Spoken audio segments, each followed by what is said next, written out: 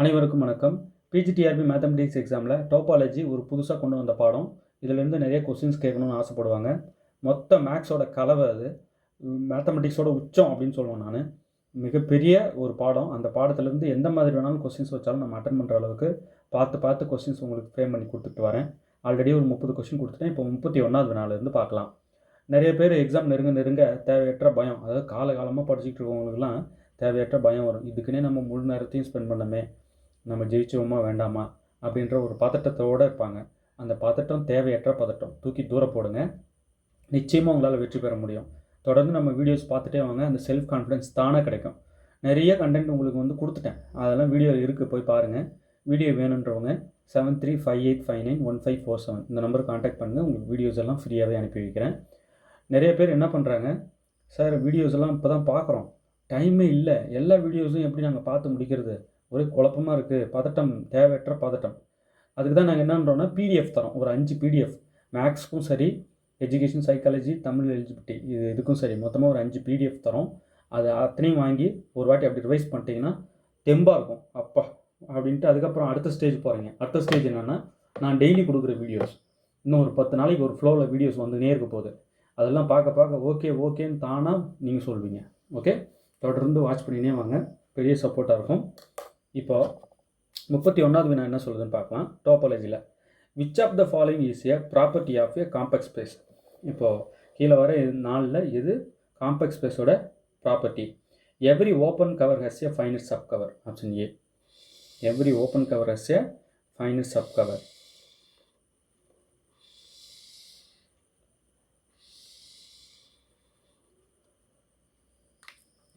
Okay, which of the following is a property of a compact space? Every open cover has a finite subcover. Compact நாலே every open cover has a finite subcover. அடுத்தது பாருங்க, what is the definition of a Hausdorff space? Hausdorff space ஓட definition என்னன்னு கேட்குறாங்க.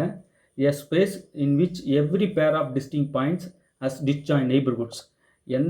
எந்த ரெண்டு பேர் point நீங்கள் கொடுத்தாலும் டிஸ்டிங் பாயிண்ட்ஸாக இருக்கணும். ரெண்டுமே வேறு பாயிண்ட்ஸு.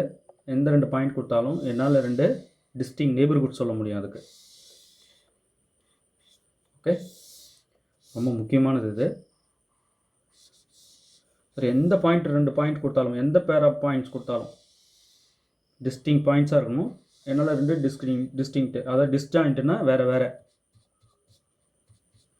டிஸ்ஜாயிண்ட் நெய்பர்ஹுட் சொல்ல முடியும். அதாவது அந்த நெய்பர்ஹுட்டுக்கும் இன்டர்செக்ஷன் எடுத்திங்கன்னா empty. So a space in which every pair of distinct points has disjoint neighbourhoods.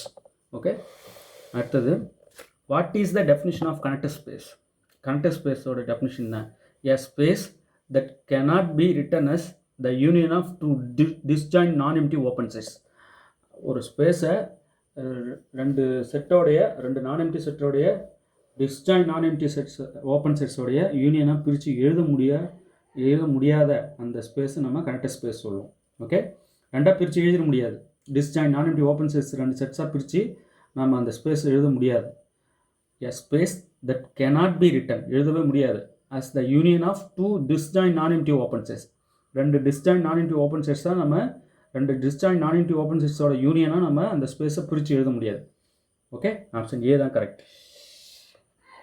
ரொம்ப முக்கியமானது பார்த்து தான் கொடுத்துட்டு வரோம்.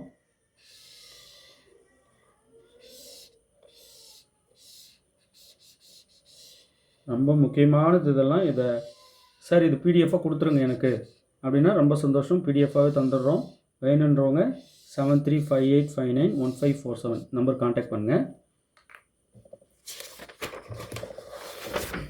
அடுத்தது பாருங்கள், which of the following is true? எது ட்ரூன்னு கேட்குறாங்க. 4 ஸ்டேட்மெண்ட்டும் கொடுத்துருக்காங்க, 4ஐயும் படிங்க. எது ட்ரூன்னு சொல்லுங்கள். The union of 2 connected set is connected. இருக்கணும்னு அவசியம் இல்லை. யூனியன் ஆஃப் 2 கனெக்டட் செட் கனெக்டடாக இருக்கணும்னு அவசியம் இல்லை. எப்போ யூனியன் ஆஃப் 2 கனெக்டட் செட்ஸ் கனெக்டடாக இருக்கும் அப்படின்னா, அந்த 2 செட்ஸோட இன்டர்செக்ஷன் நான் எம்டியாக இருந்தால் வேணால் யூனியன் கனெக்டடாக இருக்கும். அப்போ இது தவறு. Union of 2 connected set is கனெக்டட்னு சொன்னது தவறு.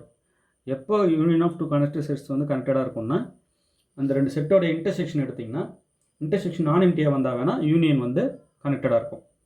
அப்போ ஃபஸ்ட்டு தவறு. அவங்க ட்ரூ தான் கேட்குறாங்க. Every compact space is connected. இல்லை, எல்லா காம்பேக்ட் ஸ்பேஸும் கனெக்டடாக இருக்கணும்னு அவசியம் இல்லை. அடுத்தது every connected space is path connected. இல்லை, எவ்ரி பாத் கனெக்டட் ஸ்பேஸஸ் வேணால் கனெக்டட் சொல்லலாம், ஆனால் எல்லா கனெக்டட் ஸ்பேஸும் பாத் கனெக்டாக இருக்கணும்னு அவசியம் இல்லை.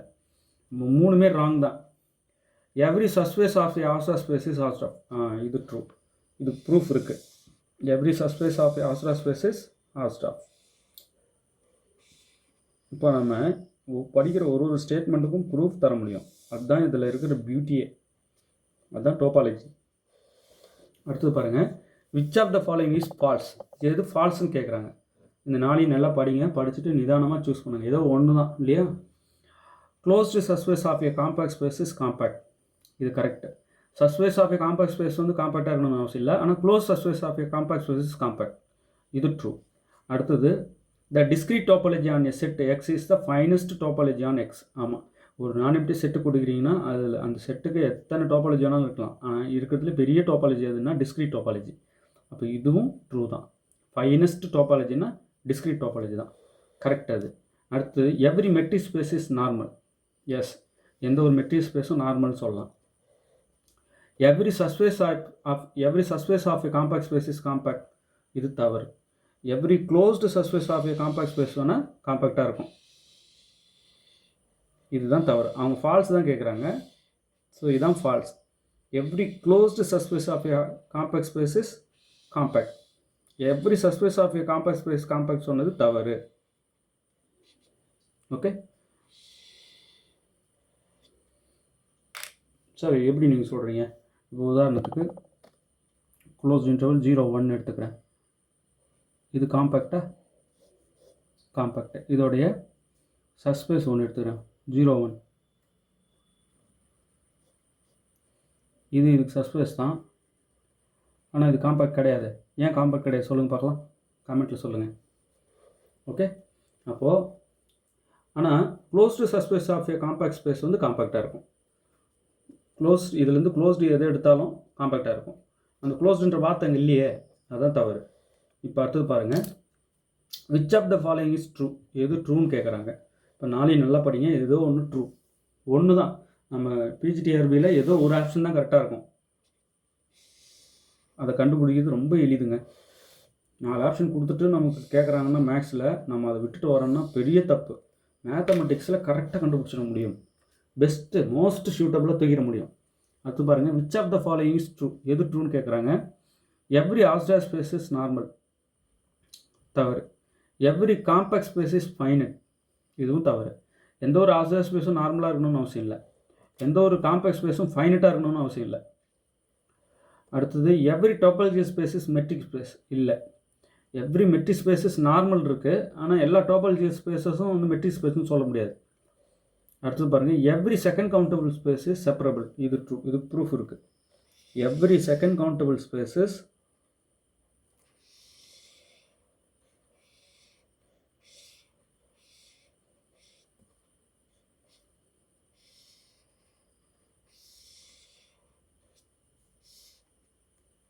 Every second countable space is separable. So இதுதான் ட்ரூ. இதில் வந்து எது ஃபால்ஸ்ன்னு கேட்டாங்க. Every subspace of a compact space compact சொன்னது தவறு. இதில் வந்து ட்ரூ கேட்டாங்க. Every subspace of a Hausdorff space is Hausdorff. இதில் பாருங்கள், every subspace of a Hausdorff space is Hausdorff. ஆனால் every subspace of a compact space compact கிடையாது. Every closed subspace of a compact space is compact. Every second countable space is separable. அடுத்தது பாருங்கள், what is the purpose of the Tychonoff theorem in topology. Tychonoff theorem வந்து Tychonoff தியரத்தோட purpose என்ன டோபாலஜியில் அப்படின்னா, to prove that the product of compact space is compact. Product of compact space காம்பேக்ட்னு சொல்கிறதுக்கு நமக்கு இந்த டிக்னஃப் தியரம் யூஸ் ஆகுது.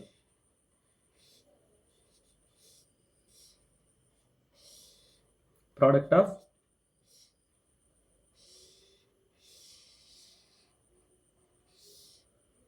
Of compact space is compact சொல்கிறதுக்கு அந்த டிக்கனாஃப் தியரம் யூஸ் ஆகுது. Which of the following space is homeomorphic to the real line R? Real line ஆருக்கு ஹோமியோமார்பிக்காக இருக்கிறது எது கீழே வர நாளில் அப்படின்னா ஓப்பன் இன்டர்வல் 0 1.